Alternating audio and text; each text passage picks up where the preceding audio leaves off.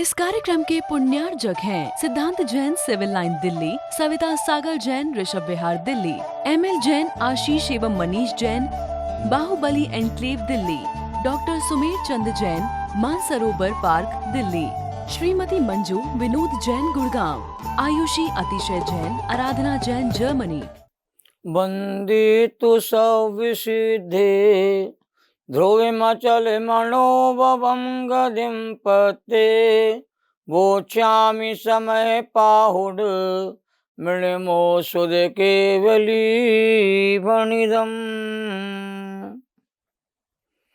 त्रिकालवर्ती पंचपरमेटी भगवंतों को नमन और वंदन। त्रिकालवर्ती सभी तीर्थंकर परमात्मा को नमन और वंदन।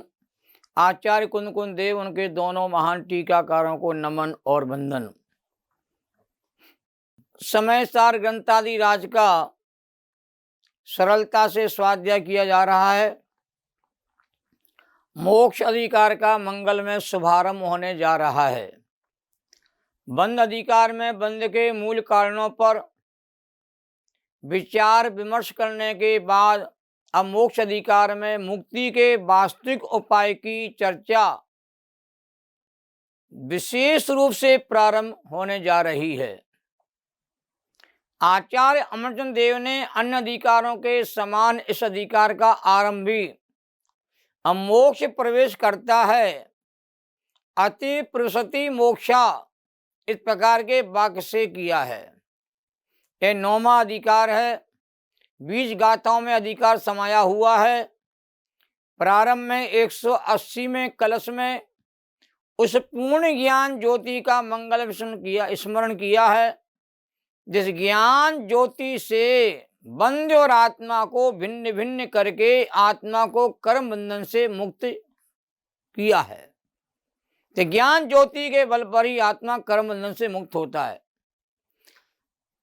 बंद कथा से कभी ना होए बंद का नाथ, आत्म साधना से सदा होश सुख अविनाश।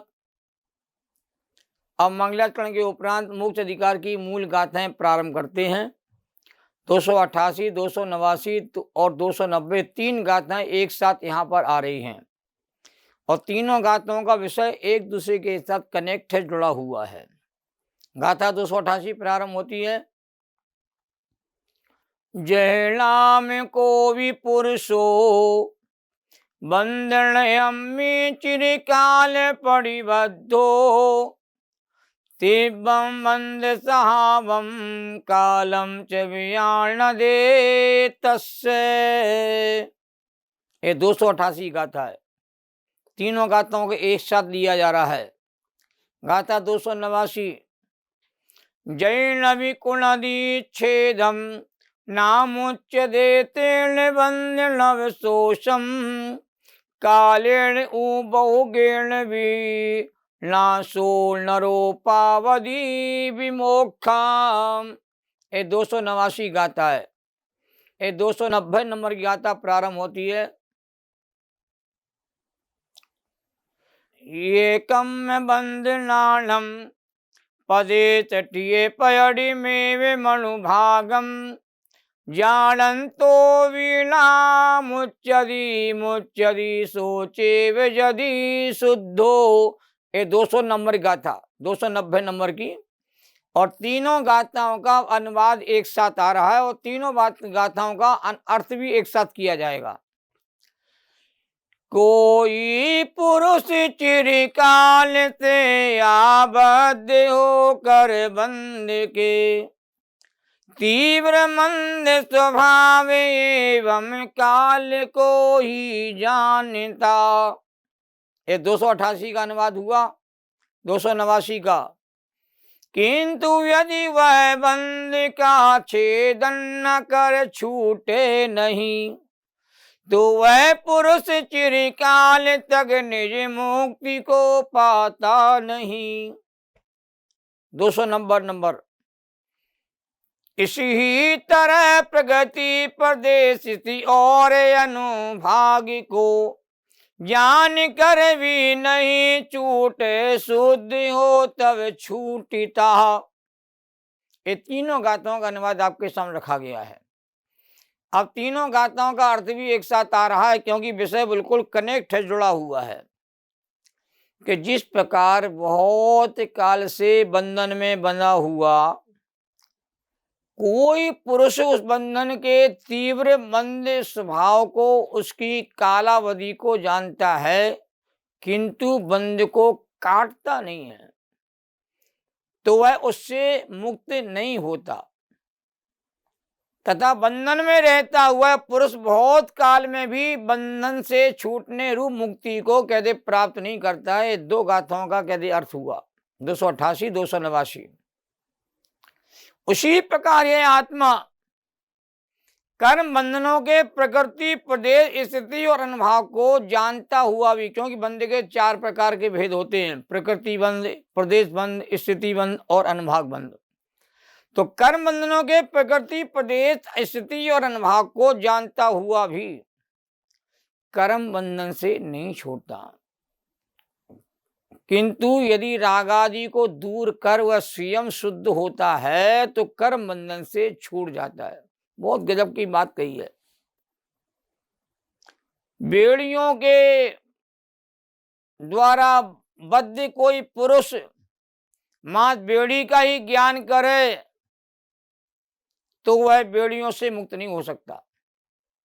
बेड़ियों से मुक्त होने के लिए उसके लिए अच्छा आचरण करना होता है, तो उसकी बेड़ियां के धीरे धीरे कहते हैं उसकी कटना प्रारंभ हो जाती है। आपने देखा है कोई व्यक्ति कहते जेल में कैद हो जाता है और जेल में पड़ा रहता है और जेल में रह के अच्छा आचरण करता है और जेल उसकी अच्छी आचरण की रिपोर्ट शासन के सामने रखता है, तो शासन कहते हैं उसे जेल से मुक्ति भी कर देता है, सजा उसकी कम भी हो जाती है, सजा माफ भी हो जाती है अच्छे आचरण के बल पर अच्छा आचरण ना करे और जेल में पड़ा रहे और जेल में पड़ा रह के कहते बंधन की बातें करता रहे, मारने काटने की बातें करता रहे, तो उसकी सजा माफ नहीं होती है। तात्पर्य यह है कि कोई भी व्यक्ति बंधन को जानने मात्र से बंधन से मुक्त नहीं होता। बंधनों से मुक्त होने के लिए अबंध स्वभावी, ज्ञान स्वभावी भगवान आत्मा को जानना, पहचानना और उसका अनुभव करना पड़ता है। और आत्मा में ही स्थित होकर के, आत्मा में ही रम के जम करके, स्थिर होकर के राग आदि भावों को दूर करना पड़ता है। जब राग आदि दूर होते हैं तभी आत्मा की मुक्ति होती है। बिना वीतरागता के सर्वज्ञता नहीं होती है और वीतरागता सर्वज्ञता के बिना जीव को कहते मोक्ष की प्राप्ति नहीं होती है। आत्मा और बंध को अलग अलग कर देना मोक्ष है। बंध के सभी हेतुओं का अभाव हो जाना भी मोक्ष कहा जाता है। तो बंध के स्वरूप का ज्ञान मात्र मोक्ष का कारण नहीं है। मैंने बंध की प्रक्रिया को समझ लिया, बंध के कारणों को समझ लिया, बंध के भेदों को समझ लिया, कर्णानियों के सारे ग्रंथों को पढ़ लिया, मैं बंधन से मुक्त हो गया, ऐसा नहीं होता। जो कर्म बंधन के विस्तार के ज्ञान मां से संतुष्ट हैं कि मैंने कर्म फिलॉसफी को पूरी तरह समझ लिया, अब तो मैं मुक्त हो गया, बिल्कुल नहीं हो सकते भाई। तो जो कर्म बंधन के विस्तार के ज्ञान मां से संतुष्ट हैं वे मुक्ति के मार्ग को सही नहीं जानते और मुक्ति का स्वरूप नहीं पहचानते। कि बंधन के सभी कारणों की निवृत्ति से मुक्ति मिलती है। आगम बंदी के 5 कारण कहे भैया, मिथ्या, तवरति, प्रमाद, कसा, योग, ये पांचों बंद के कारण जब छूट जाते हैं, हट जाते हैं, नष्ट हो जाते हैं, तब आत्मा को मुक्ति मिलती है। कर्णान योग के ग्रंथों में कर्म बंधन की प्रक्रिया का विस्तार से निरूपण है। गौमरसार, जीव कांड, गौमरसार, कर्म कांड, लब्धिसार, छपनासार, धवला, महाधवला, जय धवला आदि कितने महान ग्रंथ है कर्णान योग के विषय को बताने वाले, समझाने वाले। तो कर्णान योग के गहन अध्ययन से कसाय भावों में मंदता और शिथिलता तो आती है, परिणामों में विशुद्धता भी विशेष होती है, परंतु कर्णान योग के विषयों का ज्ञान करने से, कर्म फिलॉसफी का ज्ञान करने पर, कर्म बंधन की प्रक्रिया को जानने मात्र से कर्म क्षय नहीं होता। बंधन के ज्ञान से बंधन नहीं कटते, यह समय सार का साफ संदेश है। आचार्य जयसेन टीकाकार कहते हैं, बहुत गजब की बात, स्वरूप की उपलब्धि रूप वितराचार से रहित जीवों को बंद के ज्ञान मास से स्वर्ग आदि सुख का निमित्त भूत पुण्य तो बनता है। कर्म सिद्धांत के ज्ञान करने से पुण्य तो बनेगा, पर मुक्ति की प्राप्ति नहीं होती है, क्योंकि स्वरूप की उपलब्धि नहीं है, असली आत्मबोध नहीं है, आत्मानुभूति नहीं है, तो कर्मों का क्षय कैसे होगा। समय सार की अनुभूति ही जीव को कर्म बंधन से मुक्ति दिलाती है। इसलिए समय सार का पढ़ना समझना बहुत जरूरी है, उसका स्वाध्याय जरूरी है। समय सार के ज्ञान के बिना हमें अपना भगवान आत्मा कहते अनुभव वेदन में नहीं आता। व्यवहार में तो जीव कहते अनेकों बार आ चुका, पर परमार्थ के बिना मुक्ति कैसे होगी। लीन भयो व्यवहार में उकति न उपजय कोई, और दीन भयो प्रभुपद जपो मुक्ति कहां से होए। इन नाटक समय सार में लिखा गया।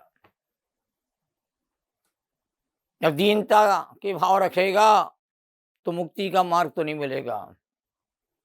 इसलिए आपको अपनी सामर्थ्य का बोध होना चाहिए।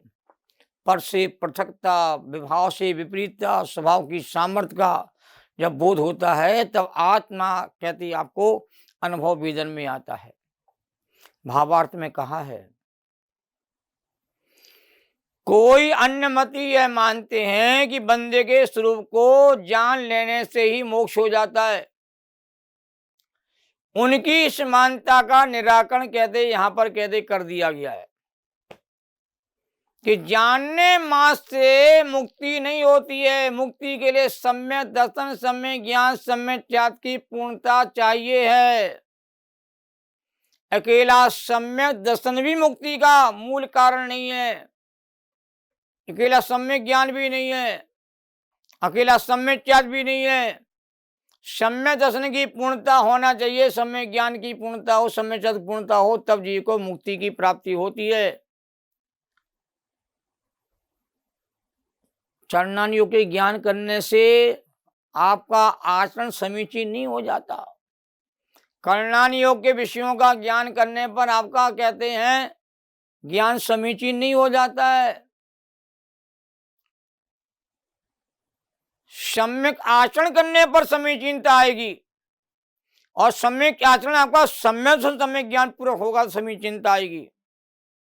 ये आचार्य ने सूत्र दे दिया तत्वा सूत्र में, सम्यक दर्शन ज्ञान चात्राणी मोक्ष मार्गा, और मिथ्या दर्शन ज्ञान चात्राणी बंद मार्गा। तो मिथ्या से मिथ्या, ये मिथ्याचार तीनों बंद के हेतु है, और सम्यक चात्र समय ज्ञान के साथ होता है तो मुक्ति का हेतु बनता है। तो मूल गाथा का, तीनों गाथाओं का मर्म यही है कि जानने मात्र से कहते हैं बंध नहीं करते, बंधन नहीं करता। और ज्ञान तो कहते अभव्य को भी कहते 11 अंक का हो गया, 11 अंक का पाठी होने के बावजूद भी कहते हैं बंधन नहीं कटा, मिथ्यात्व नहीं छूटा, सम्यक का भाव नहीं हुआ। तो अधिक शास्त्रों को पढ़ने से कहते हैं हमारा भला हो जाएगा, ऐसा भी नहीं है। बिना शास्त्र पढ़े भी भला नहीं होता, ये बात भी है। बात क्या है कि थोड़ा पढ़ो और उसको अमल में लाने का प्रयास करो तो कल्याण का मार्ग खुलता है। यदि हम पढ़ते जाएंगे, याद करते जाएंगे, कंठस्थ कर लेंगे, सबको सुना देंगे, समझा देंगे तो मेरा भला हो जाएगा, बंधन की डोरी कट जाएगी, बंधन छूट जाएगा, ऐसा नहीं होता है। हमें वस्तु स्वरूप यथार्थ जान करके और हम सबको वस्तु स्वरूप के अनुभूति की ओर कहते आगे बढ़ना है। समझदार अनुभूति की कला सिखाता आपको।